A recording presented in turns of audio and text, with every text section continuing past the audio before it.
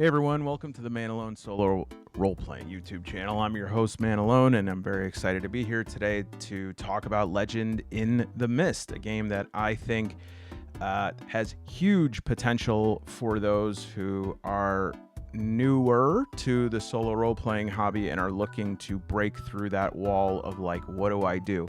And I'm going to explain why I think it's a great game for that. I'm just excited to be sort of out of my cage at all because I finally finished only 3 weeks past my own deadline. Outer Darkness, clock in at 99 pages, and so now I'm just doing the tedious things of like filling in the table of contents and hyperlinking the document. Hopefully I get that uploaded to drive through this weekend. And as soon as this is available, those that don't know, this is a game that I've been conceptualizing for a while and working on for about a month or so. And it's my distillation of like using concepts of the shadow, Jung, active imagination to create a sort of solo role-playing setting and characters and ideas. And I think it turned out really cool. And it also, these are just some pages I was printing out to like see them in print. This is not the whole thing. Like I said, it's, oh, that looks so cool. It's going to be around 100 pages. I did make it a part one. When I make the video on it, I'll explain the whole thing. Part one is a standalone book, as is part two. And then once you combine them, it's a whole gestalt thing. We'll talk about it. But yeah, once that's available, I'll put a vid out on that. And I'm really excited because in the last 25% or so of like my game design process, I do not look at any new games. And the reason for that is when you are in the last 25% of game creation is the time that you are most like sensitive to reality distortions and crushing blows to your self-esteem. And you very often will, like, I don't know why, but in that very last part is always when you find a game that you've never looked at before, and then you pick it up and you're like, wow, it's just like the game I'm making, just better. Here, where's the fireplace? Can I throw my game into the fire?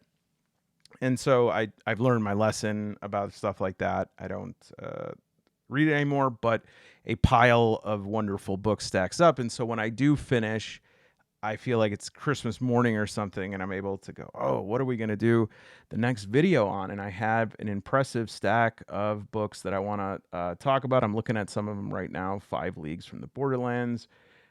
Still want to look more into the playthrough of the Coriolis Great Dark solo mode.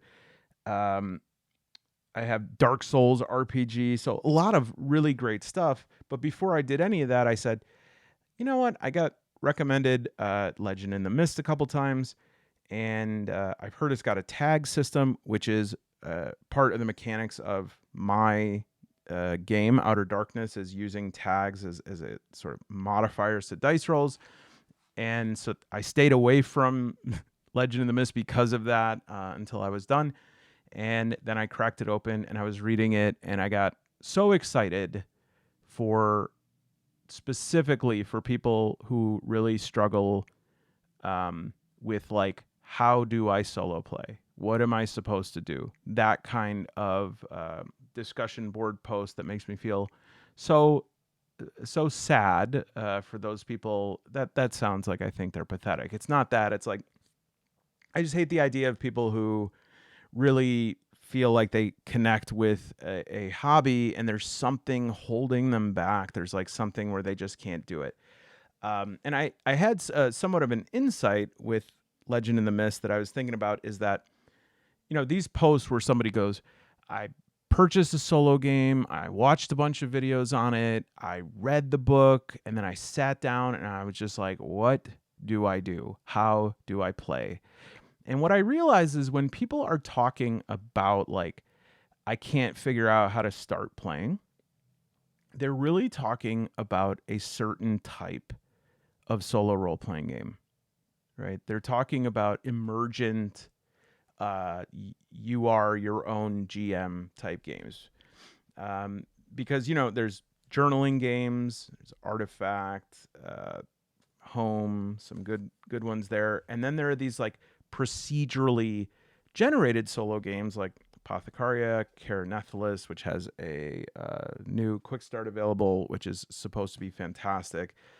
2D6 Dungeon, that's definitely one that's procedurally generated, but really where people I think are referring to when they say I just can't like sort of turn the engine's not turning over, I think is a good analogy. Like they're turning their key and the engine's not turning. It's something like Ironsworn, Starforged, Sundered Isles, some sort of powered by the apocalypse type thing.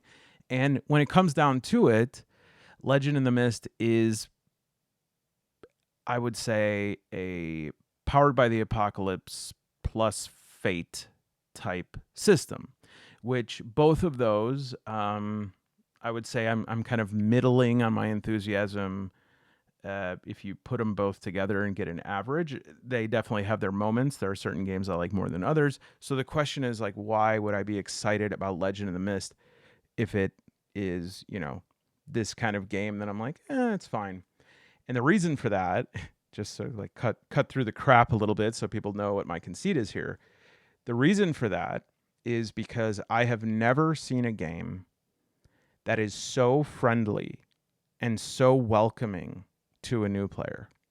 The onboarding process of Legend in the Mist is so good. It is so intuitive. It is so warm. It is so thoughtful that I felt, I'm not kidding, it's embarrassing when I said it, but I'm serious. I had just finished writing my game. It was like 3 a.m. and I opened it and I felt like moved, like emotional about it, because it's just so awesome to see a game that has that level of care for a group of people that I think have a really hard time with it. I know that it's kind of a rite of passage whenever you want to enter into any sort of hobby where you come in and medias and you're just sort of flailing about trying to catch anything. Wait, what's that about? Who's that guy? What? And there's always going to be that, but just the expertise of this game in providing a sequence of learning, and then looking at the solo rules, fantastic. And so what I want to say is, if you're somebody who plays, say, a journaling game, or you've played a solo, we'll call it procedurally generated. And what I mean by that is like, they're the subgenre of solo games that are randomized. Like Apothecaria, Categorizing would be like, you're in a dungeon, you're about to enter a room. What's in the room? If you're in a journaling game, you would say, let me close my eyes and think about it. Maybe you get some prompts or something. Maybe you answer some questions. What's in the room? Let's see. Let's look at my mind's eye. For procedurally generated games, you go, what's in the room? Well, let me roll on this table here that says like room contents. Okay, this is what's in the room. What's the size of the room? Are there any encounters? Okay, I got this type of encounter. Let me go on a sub table for that. Which both of these are valid solo playing approaches. But, I don't think that there are many people, adults who of like, man, if I say like of sufficient intelligence, I that's a fair qualifier, who would say, oh, I sat down with Apothecaria, and no matter what, I just can't figure out how to start playing, because this is a book that the learning curve is the same shape as learning a board game, right? It's not a question of like, how do I do this? How will I manage this? How do I do this sort of mental transaction? That's not happening here. It's procedural. So like, you just need to learn the rules. You need to apply them in certain cases. You need to deal with sort of outlier situations that maybe challenge the core rule set, and then deal with the exceptions. You might need to employ some memory, some working memory. You might need to use some rhetorical, analysis. If there's like a rule sentence that's not written in a syntax that's making it very clear to you. But the bottom line is like, it's hard to imagine someone saying, "Oh yeah, I can't figure out how to play 2d6 dungeon," because 2d6 dungeon, it's like if you're able to read and you understand it and you are able to follow the sequence of this chart, in no moment are you going to say what's in this room, and the answer you get is graying, iron, and betrayal, and you have to say graying, iron, and betrayal. Margaret Thatcher, right? Margaret Thatcher's in the room. I don't know, but this is something that happens in the third category, which is emergent play. And like it or not, and I know there are many opinions on this, I think it's gotten to the point that we can safely say that like Ironsworn, Starforged, Sundered Isles are they are what we measure a game against in solo role playing. And yes, there are lots of other good games, and there are the ability to solo a lot of other good games, and Free League has a lot of awesome supplements, and actually I think those are really good to learn the you don't have to read a 300-page book to start with the Dragonbane solo rules, but people, this is like the grail. This is the experience where people feel that something quixotic's going to happen, where there's going to be some sort of alchemization that happens, where their experience gets to a higher level, right? And is that to say it can't happen in games like this? No, it can happen, but like I always say, there's nothing that's going to happen in, say, a game of Apothecaria that's not in this book. Okay, it's all here, all the options, outcomes. It might have things like, oh, what do you imagine will be there? Journal out what this person looks like, but those aren't necessary beats, right? And then in a journaling game, it's sort of an inverse of the problem, where it's like the journaling game is like, no matter what, and I really like Artifact, but like no matter what, this is what Artifact's going to give you. And once you get through that, 32 pages, there's nothing else to discover there. And emergent games like Legend in the Mist are that sweet spot. All right. So from the top, let me just say that right now, if you want to follow along and you're interested, there is a free comic book adventure to learn how to play. And that is probably one of the coolest things going here, is that the quick start guide is a comic book. And the advantage that gives us becomes very apparent, right? It goes beyond like, oh, that's cool. And you realize that because it is sequenced in an actual like comic panel, that it maintains the logic of a comic strip, right? It maintains that sequencing. And so there's no doubt about it. As you're learning it in the order that it normally would happen. I'm not going to go through that. Bob the World Builder, I think I watched another video that said to watch Bob the World Builder's video if you want to go through that. I mostly want to talk about like what solo play looks like here, and why I believe that the solo play in Legend in the Mist is the pathway between these kind of games and this, or these kind of games and more crunchy generative games. Well, it's hard to say that more crunchy than this, but I'm saying like, games that are not journaling, not emergent. They're sort of a balance of stats and narrative play.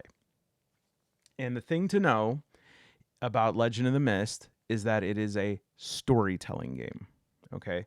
And that means something specific. So keep that in mind. And also, those of you who do know what that means, you have some maybe preconceived notions about that.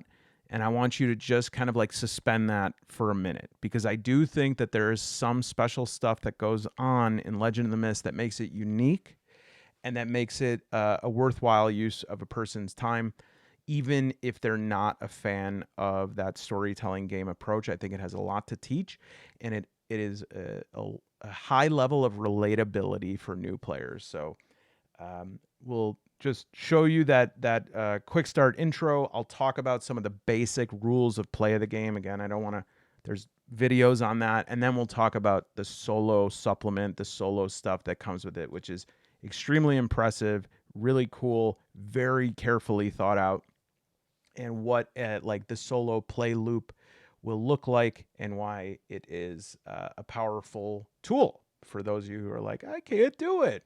Get yourself some Legend of the Mist. It's available on PDF now on drive-thru. There's also pre-order for the hard copy, and I think, yeah, for like the next 3 days, I think it's at a discount. So hopefully I can upload this video quickly. Well, you know what? I'll shut up and keep going. All right. So Legend of the Mist, storytelling game. You create heroes, you go on quests. They call it a rustic fantasy setting. I don't really know what that means, but I guess what they say with this is like the heroes are not necessarily like heroes, right? They could be a barkeep. They could be the town juggler. I don't know if that existed. But yeah, like I said, the opening of this, and again, this is available on drive-thru RPG for free, is this quick start guide. And I guess, yeah, this is what's actually available. It's 54 pages. And the core book is going to start much the same way. And it's like a tutorial, which I think is the correct way for, this is 496 pages, this PDF, which sounds daunting. A lot of references, and also in when it comes time for hardcover of, why do I always say hardcover? The physical copy of this book, both hardcover, softcover, and I don't know what else, printed jelly. It's going to be like a player's guide and a GM guide, which I think the GM is the narrator or the MC.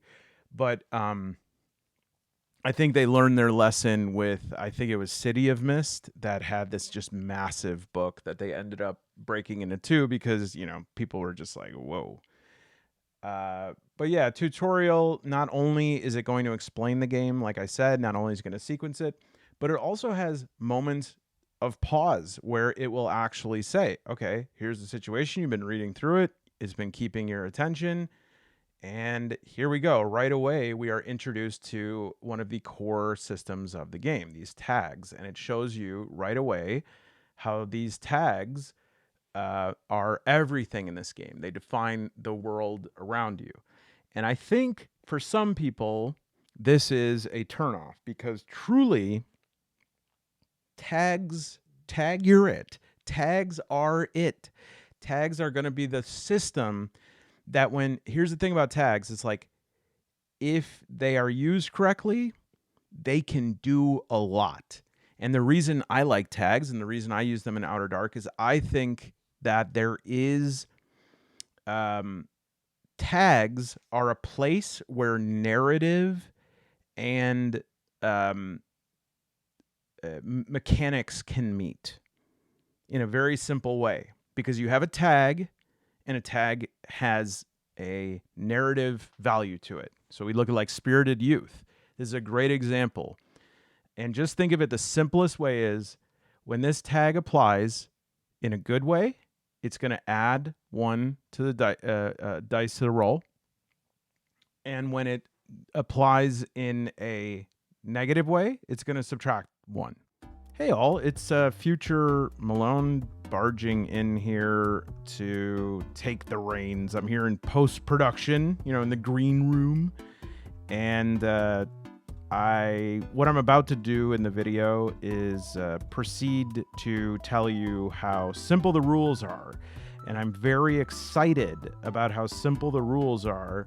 And I really want to demonstrate that by spending about the next 30 minutes talking about how simple the rules are. And even for me, it was hard to listen to myself. So what I'm going to do instead here is I'm going to give a pretty systematic rundown of both the rules and some important things to know about the game from my perspective, from solo perspective, etc. And then we can throw it back to past me to finish things out. But the first thing I just want to say is I watched a few videos on this to sort of, do my homework, and a lot of videos, they're not wrong, but I think it's worth pointing out a lot of videos are referring to this as a Powered by the Apocalypse game. Now, Powered by the Apocalypse, Fate, a lot of systems, they share a lot of DNA. And so it's hard to figure out like where one stops and another one starts. But I think that there is a significant enough nuance here to make this distinction without me coming off as like, oh, actually, I actually think that I may have said in the video, I think this is more of a Forged in the Dark game, like a Blades in the Dark type game. And the reason for that is, yes, there is something akin to like a strong hit, weak hit system, right? If you roll your 2d6, you add your power, right, which is the combination of like all of your tags. And then if it's 6 or less, you failed. If it's 10 or more, you succeeded. If it's 7, 8, 9, you succeeded, but like asterisk with consequences, or like partially, usually it's succeed with consequence. This is very reminiscent of the Starforged Ironsworn PBTA strong hit, weak hit system. But there's a little bit of a difference here, okay? So just in terms of how that action roll goes, let's get ourselves like reoriented here. The narrator at the beginning of a scene is going to say where we are, what's at stake, what's the challenges and threats that are there. Then they're going to put the spotlight on somebody, and that person is going to say what they want to do. And they probably should either face the threat or try to disarm, evade, whatever is appropriate to the threat that's happening. I don't know if we'd say evade, disarm, a social threat, but yeah, I think those words work for most situations. They can also ignore the threat to go do something else, and they might succeed at that, but then the threat might come knocking. Anyways, the narrator is going to listen to what the player wants to do, and then they're going to choose how that's going to be resolved. If it's a very simple thing, sort of a gimme, pick it up, they might say it's a simple resolution. No dice, narrator just rules on the outcome. Or there could be a quick roll. Quick rolls, I think, the heart of the resolution system. 2d6, add your power and compare to the results table that I talked about, under 6 over 10, which, by the way, boxcars 2 12s is an auto succeed, and snake eyes 2 1s is an auto fail. And so you roll 2d6, and to that roll you add your power, which is the net result of your tags, statuses, all of the things that are going to make it either more or less likely, right? So we have these tags. These tags can be helpful. They can be hindering. Most of them are +1. So if I wanted to reach something in a cabinet and I had a tall tag, that's a +1. But then if the floor was slippery, that's a -1. But then if I had long arms, that's a +1. But then if the cabinet was had like a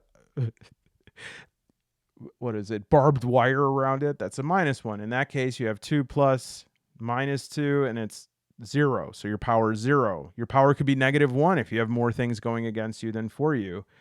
But it's going to add up all of the elements, environmental, personal, item related, etc. And you're going to try to succeed with that. the consequences can come even if you succeed, if you ignored the threat, or they can come if you rolled poorly, or you had a specific, your character has a weakness that's involved that got kind of brought into play. And then the narrator is going to describe the negative consequences, injuries, setback, exposure, new challenges that have come up, etc. And then the spotlight passes on.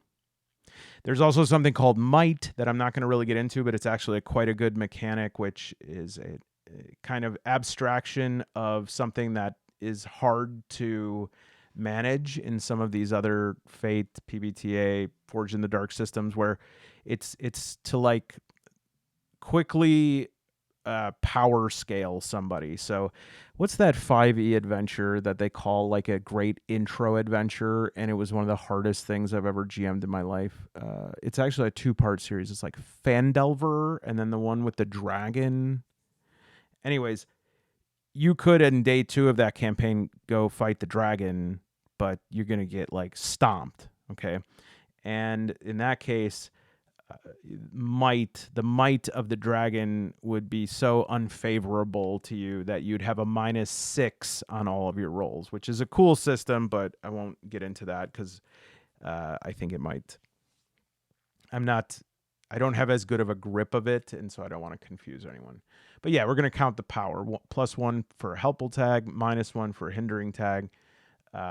There's status tiers that we add or subtract the highest negative or positive. And then we're looking for that good outcome or avoiding snake eyes boxcar. Okay, so I think we have that, right? Now there's this detailed resolution, which again it's an extension of the quick resolution, but essentially however much you exceed, like your roll exceeds whatever the thing you're trying to do is, you can then spend that extra power. You always at least get 1 power, but you can like add a tag to the enemy. You can reduce a status of yourself. You can discover a detail about the scene. Essentially, it allows you to just get the upper hand. And I think this is actually really cool. If you add a tag to an enemy and it's like a negative, unhelpful tag, well, like for you, for example, if you have in a combat 5... Actually, I think I'm talking out of my ass for this part here. Just check this out. The tags have to be a kind of tag called statuses that go against their limit, which is really cool. It creates like a lot of versatility so that if they have enough of these status tags that you've got them scared that they're going to run away, or that you want to compel them of something, or that you want to kill them. Okay.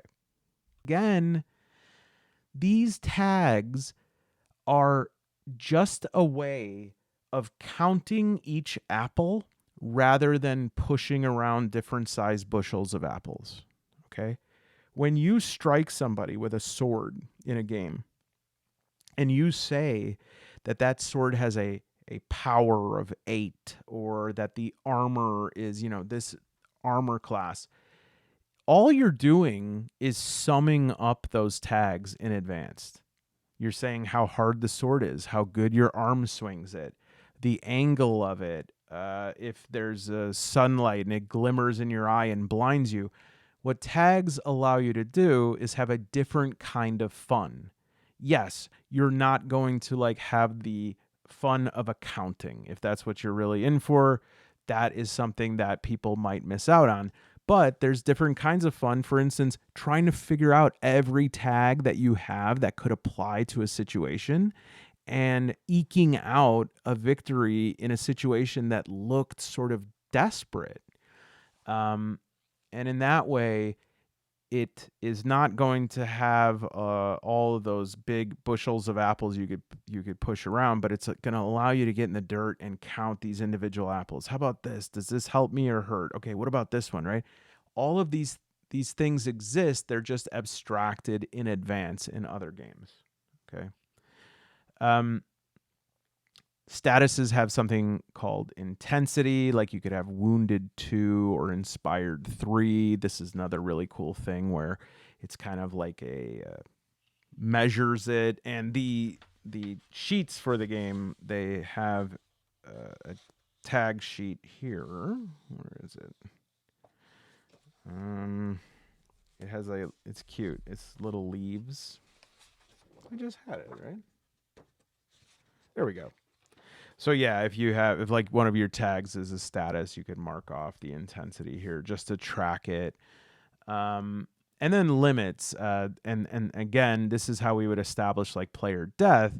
Say that you had a limit on your physical body's integrity. You know, if your limit was 5 and you hit that limit, then you're incapacitated. You can help. There's lots of teamwork maneuvers. You could sacrifice. So probably wouldn't have these unless we were working with pretty strong NPCs. But actually, as I was looking through this, I think in solo play, NPCs would be best added like companions as a tag. Your backpack is a tag, okay? And that's something else that I want to say, and why I think it's worth our time to differentiate that this is a Forge in the Dark game. In my opinion, is that there is an example in the book where the narrator is saying, okay, you guys are walking in the cave or something. Oh, the lights go out, and this situation has a tag very dark, which is going to negatively affect. And it's like, what does someone want to do? Puts the spotlight on somebody, and somebody says, oh, you know what? I think that I would be prepared enough to have packed a torch. That right there is the difference in a storytelling game. Because let's think about it. In a standard D20 tabletop role-playing game, how do you find out if you have a torch? You look in your backpack. And here, don't get it twisted. Just because it says backpack, this doesn't mean this is your inventory or that you know what's there in advance. You will roll to see if the things that you need to be there were packed by you. You retroactively place them in your bag. This thing right here, I found, even for myself, and talked about it with some people who are huge Blades fans. This is the cognitive shift in perspective that if you can't get with this, and it's not that complicated. It's very different. You're retroactively placing a torch in the bag and you're rolling to see whether you were prepared enough or not. And that is why I pointed out it's a storytelling game, because you're rolling in a way not for your character, but for the direction of the story. Okay? The story will succeed or fail. The story will proceed in one way or the other. All right. When you have challenges, they don't take turns. They threaten during the established step where the narrator would say, like, okay, here's what's going down. And if you don't stop the threat, you get those consequences. You overcome a challenge. This is how it feels. This is how a session would feel in group play. Narrator is going to describe the scene. Spotlight goes to the hero. They say what they want to do. Narrator decides the outcome method. Roll the dice if it's quick or detailed. Count your power. Apply your results. Success, consequences. Spend your power if it's detailed. I want to spend my power and slash this baddie, right? And then the narrator reestablishes, and a new hero takes the spotlight. The scene ends when the stakes are resolved, okay? When the threat is resolved, and then you move to the next. So it plays like a cross between, I would say, Powered by the Apocalypse, Fate, which I think maybe that is a way to sort of describe Blades in the Dark, but Fate has these aspects and tags, and so there's a little bit of all of that DNA here. I think overall I would describe it best as a cinematic RPG. You're staging a scene, you're seeing how the scene, if it has twists, how it unfurls, okay? Now, in solo play, and we can actually talk about solo play. I want to go back to the video right now with Past Me to talk about the amazing tool that is available in this book to structure an adventure. So I just said like how each scene looks, but that's not enough, right? That's one of the things that could trip people up when they're solo playing. It's like, well, I know what an individual thing looks like, but how do I structure it all? How do I move from point A to point B? Check this out. This is so cool. Are you judging me? Are you judging that I have a Gam Jabbar, but instead of telling me that I'm the Kwisatz Haderach, it tells me that I have carpal tunnel? Please excuse me. I have to increase the compression to 3. Bliss. Look at that. People looking to make the leap from like a 2d6 dungeon from a journaling game, and they want to leap into a more emergent type of play, and they've tried maybe like Iron Sworn and it hasn't worked for them. They've tried Starforge. They've tried any other game that has a kind of scenario creation system. If you're interested in that type of play, I think this is an excellent game to learn how to play, just from what I'm seeing so far. Just knowing like how things are set up. To give you an idea of what I'm referring to here, looking at the character sheets, and I already jormified it. This is not a usual thing, right? It has player name, fellowship, promise, quintessence, backpack, notes, quest, themes. And you're like, okay, where's the character sheet? That's the character sheet. And you say, well, how can this possibly be a type of game that will help me to play more complex games? Well, it's because of how this game is going to have you think about things. It is going to develop a skill in you that will make it easier to do these things, because this is actually the part that requires practice. The crunch doesn't require practice. That requires patience, frustration tolerance, and sometimes like mathematical ability. That stuff is actually easier because that stuff just, you work through it. This is the stuff that I think puts up a sign at the entrance that says, you can't play this. You're not skilled enough. You're not good enough. You're not creative enough. Try a game like this. Let me go on. All right, I'm about to present to you one of the most special pages that you as an aspiring solo player can see. Prepare yourself. Put on your best sandals. This is the mountain. And this is what a solo journey will look like. This is, in a way, the hero's journey, but this is more elaborate. It is actually telling you what happens along that journey and how you can create a game out of that. Okay? This is a service to solo players that goes beyond almost any other game that I know of. It is going to specifically show you each level of the adventure to procedurally work through. And then it's also going to like stop, so first it says, okay, this is the generic terms for each step along the way. Let's fill all those in. And now this is what happens at each of these steps.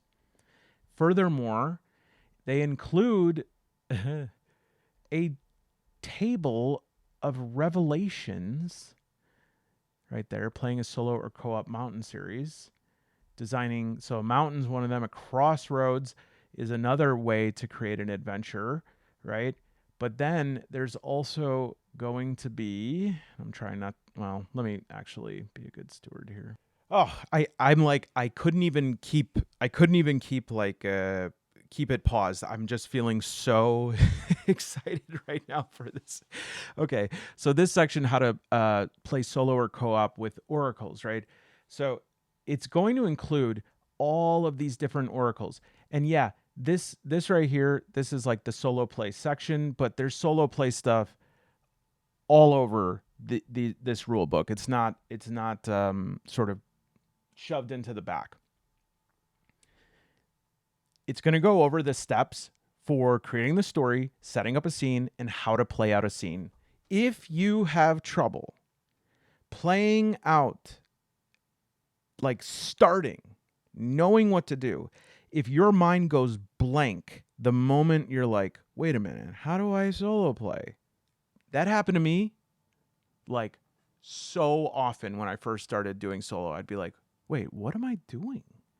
And suddenly I would get mad at something. I would go, they're tricking me, like, or as if they're like, what do I even do? How do you even play? It's like, yeah, I know the instructions, but what do I do? I would get so frustrated. I was really getting frustrated with myself. It was a fear reaction. It was a reaction of not being the best at something, or like I'm good at a thing that is similar to this, so I should naturally be good at this, but I'm not. All of those things coming up. When you have tools like this that are just telling you how to go through it from the root to the fruit, and then these oracles. I mean, again, I this is a new game. I want people to, if you're interested, to get it, but so I don't want to show everything in here. But look, interpretive question oracle. This is a D100. There is a conflict oracle. There is a pre-made profile oracle. This is one of the coolest things ever right here. Let me show you this last one. You know how people say that like one of the most tiring things in anything that's like PBTA or Fate or anything, but Ironsworn Starforge, one of the biggest complaints you hear is, I'm rolling so many weak hits and fails. This is a consequence oracle, and it is spelling out for you a massive amount of things that when it doesn't go your way, these can happen instead. These are basically as good as this is as close as you are going to get to having a sort of procedural game like this. And then, and this is why it's so, I can't help it. It's so, see, I'm getting emotional again. What it does is it bring, that was not me like being verklempt. I actually had like I was about to say loogie. It's going to bring you like little hand, come on, come on, come on. And then you'll get to the place and it'll say, okay, looks like there's something you need to do here. What would you do? And you know exactly what you're going to do. When you do this enough times, you develop muscle memory. One of the reasons that newer solo players feel like they are like have no idea what they're supposed to do is because no one tells them. If you notice, even very well-meaning solo games will say, when this happens, you do this. When this happens, you do this. When this happens, you have this option. They tell you what to do when this happens, but they don't tell you how to make this happen in the first place.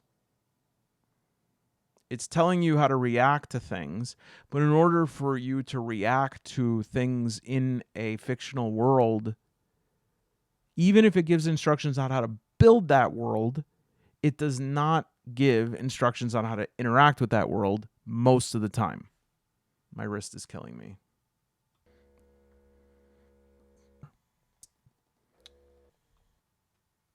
All right, so the last piece here now is you got to put it together. You can't be a solo scaredy cat, all right? And you have to recognize some of the ways that you delay and sabotage, and those are all very normal things to do. I don't mean to like place blame on you, because I do these things all the time. I do these things when I'm making videos. I do these things like every time I have to start recording a video, I find something to clean, or I actually, BB would love it if that's what I did. I find something like a mini to paint, and that's okay. We can tolerate some of that, but this is really the piece here, because if we don't effectuate this plan, it's going to be like usual, right? And so even if it's a bit repetitive here, I want to talk about now how we're going to take that rule set and apply it to solo playing this game. And part of that is going to be you're going to have to like read the rules, and you're going to see once this is the one of the easiest books to read.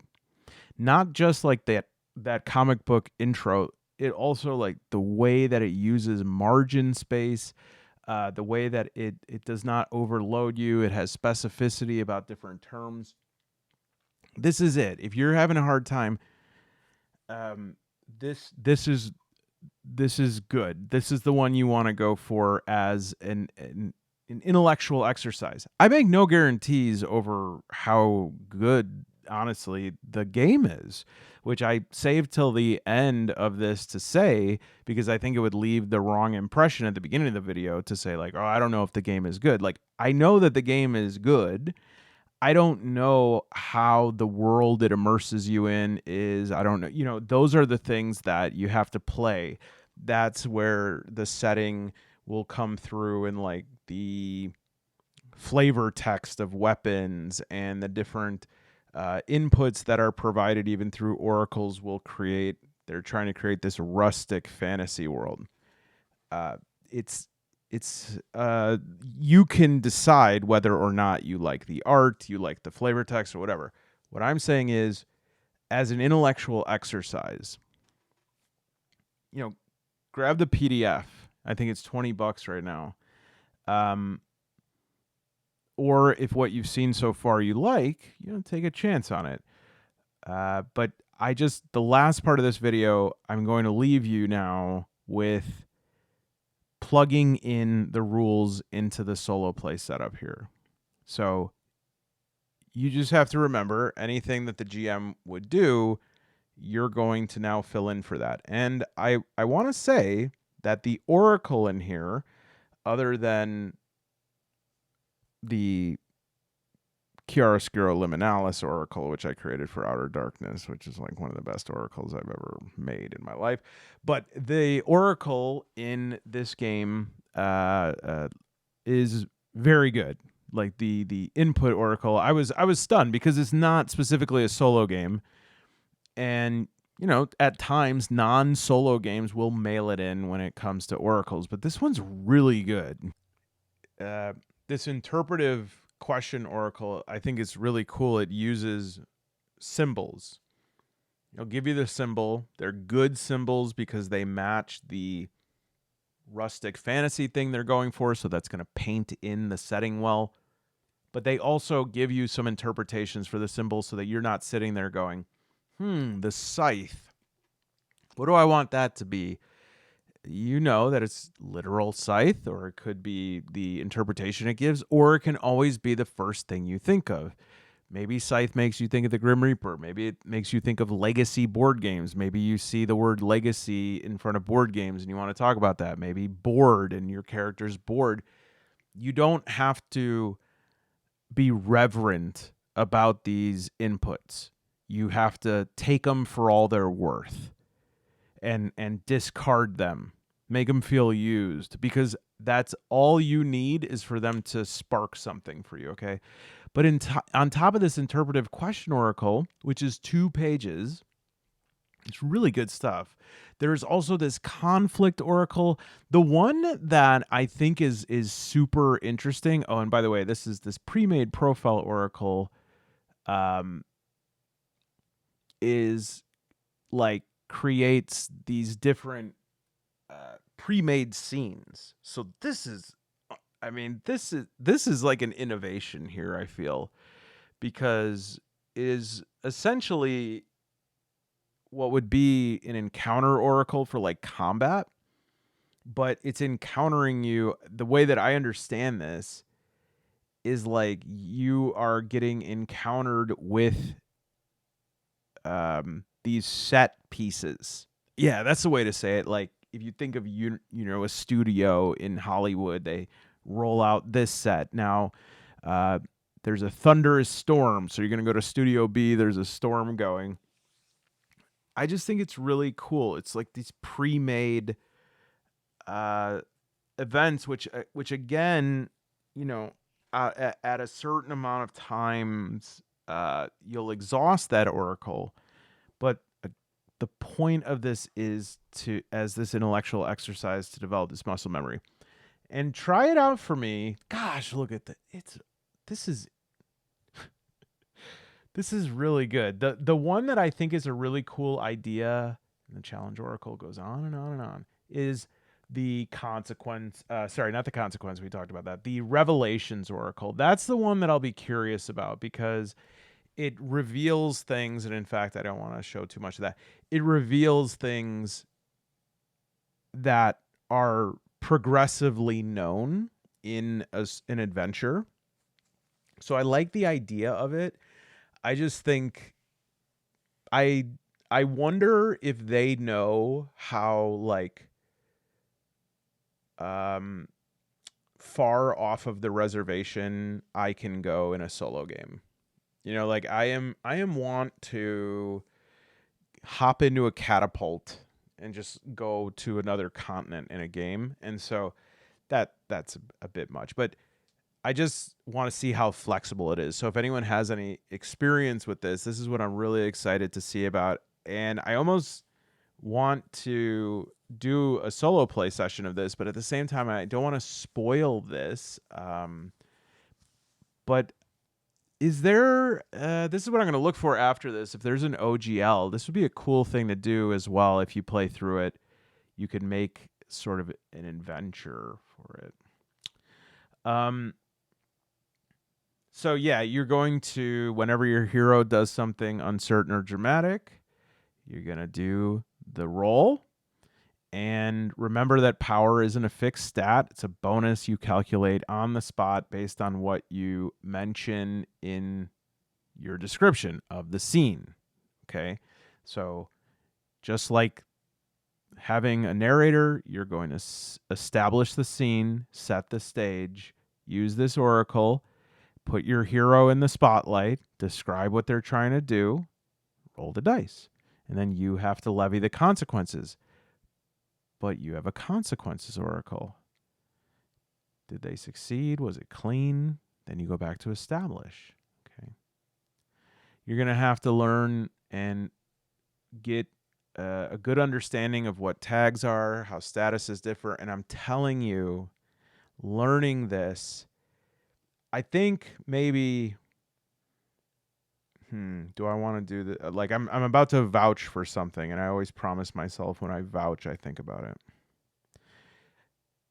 I want you to trust me that even if it does, this is for those of you who are new to solo play and having a hard time.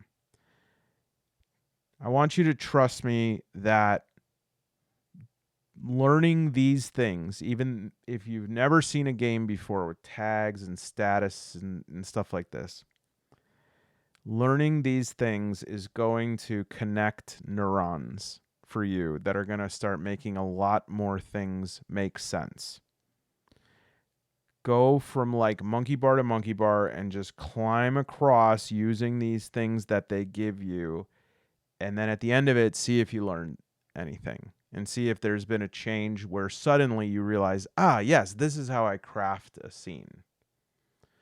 So you'll have to learn about tags, status, conditions. Make sure you check up about spending power. That's going to be in these detailed scenes, okay? Remember, each scene is going to have a challenge. It's going to have a threat. You need to set difficulty, tags, and statuses that hinder you. Use that pre-made profile oracle to just on demand make these things. And then sooner or later, you're going to start understanding what it is. And sooner or later, you're going to see that there's no magic to it. And that's sort of the magic to it, is that you don't have to be a genius or know a bunch of cool ideas of what can happen in a scene to unfold super detailed, personal, extremely unique, vivid adventures. It doesn't take much. And so I guess conflict oracle, Use that to see what's the central problem of the scene. I'm just counting with my hand. The question oracle, yes or no or interpretive answers. Challenge, I think it's called challenge action oracle, what the enemy does. Consequences oracle, what goes wrong for you. Revelations oracle, that's the secrets you uncover. That one I'm curious about, report back. You don't have to use them every time. If the fiction already suggests the answer, just go with that if you have a sense of it. But when you're unsure, when you want to surprise yourself, the oracles give you, fresh material to nosh on. It does offer journaling option if you really feel connected to that. You're go for it. I'm going to go out on a limb again and say, if you find that journaling is a crutch for you in these situations, if it's a binky, because I do know that for some people journaling can become like a binky that you're like, well, I can't proceed because I've got to write another 2 pages here in my journal. They're coming for me, folks. I don't tell them you don't know anything. Tell them you don't know what the SEAL Team waffle is. Dude, that was actually kind of wild. I just, for like 25 minutes, I just took a break because I heard this conversation. It was a guy across the street, and he called just to say, hey, my carbon monoxide detector's beeping, and I guess it was pretty low, but they like sent the brigade. And this guy's on his porch going, I was just calling to like ask what I should do. I didn't know. And they said like ambulances and fire trucks and everything. So obviously I went out there, explained to them how tags work, statuses. They said, sir, please get out of the way. We're trying to save these people. And I go, well, that's what I'm trying to do as well. And that's why I bought the action grimoire as well. All right, you got it from here. Establish, action, consequence. Use the oracles as you need. Journal if you must. And see if this is going to make your internal mind garden bloom a little bit. But yes, I do endorse this game, and if people are still interested in it, next week maybe I'll do a bit of a playthrough. I just don't know. I have such a backlog, and it's a good thing. I didn't look at any games while I was writing, and I've got to get this game out. This is a nasty part of the process, not because of anything Drive Through RPG does wrong. They're actually an amazing team.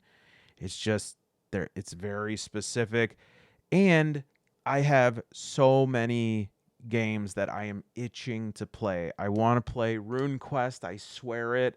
It's time. I have the 5 Leagues from the Borderlands, or 50. What is it? 5 or 50? What's the last game I wanted to tell you about? There's another game that I'm like, I have to tell them about this. 1 second. I have to think of it. Because if you're still here, that means you're a true believer. So I'll talk to you about this other game.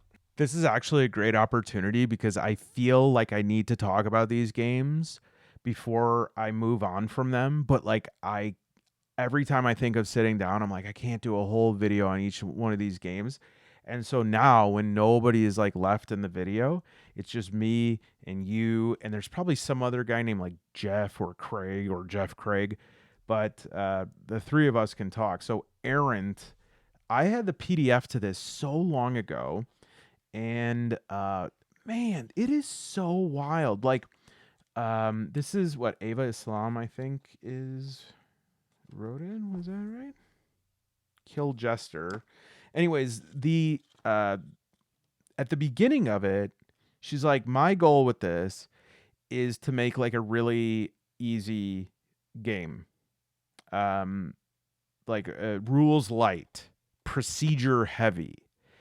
And I was like, well, what does that mean? And it's so true. Like there are so many pieces to it, and everything is explained so well, and it feels so accessible.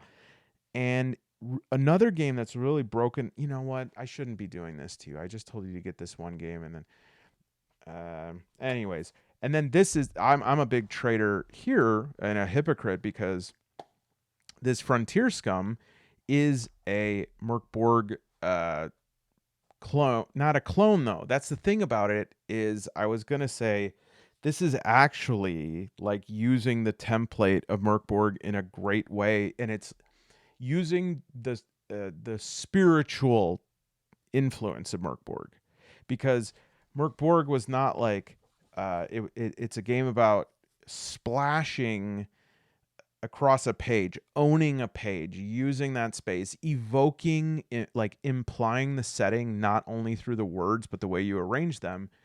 But here, that's kind of funny, right? I wonder if that's.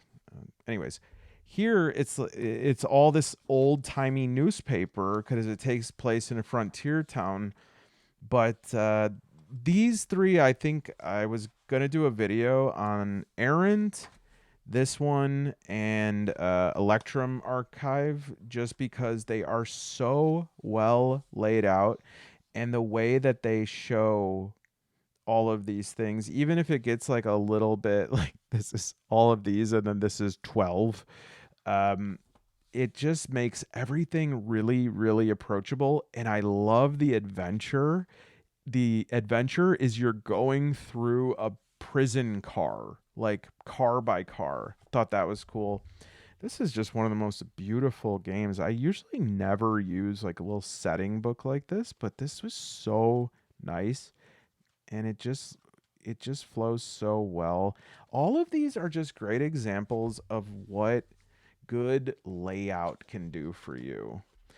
Even this one, Badger and Coyote, which is something that BB and I are gonna play one of these days. It's so well laid out. This is a duo game, and I love the little player sheets. I love this. I want more games to do like little sheets like this. It just, when a layout is nice, or intentional or balanced, it makes everything easier. And of course, I'll say it again, Electrum Archive, who the writer of Errant was part of part 2, so this is issue 2. This is the game that convinced me to break Outer Darkness into 2 parts, and I cannot imagine a game more well laid out than this. Like, I'm in amazement. This is like a talent. This is beyond just best practice. This is somebody who has an innate like feeling for balance on a page. Unreal.